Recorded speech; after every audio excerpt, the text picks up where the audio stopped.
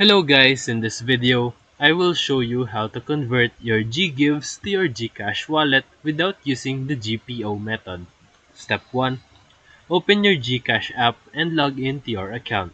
Step 2. Tap on GGives under the loans section in your dashboard. Step 3. Select your active loan or installment plan. Step 4. Look for the payment options and then tap Pay Now. Step 5. Instead of paying the loan, scroll down and look for the option to request a refund or to cancel an installment.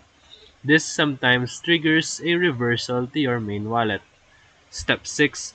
If that doesn't appear, go to GCash support via Help Center and then submit a ticket and request a manual adjustment to transfer your unused GGives balance to your wallet.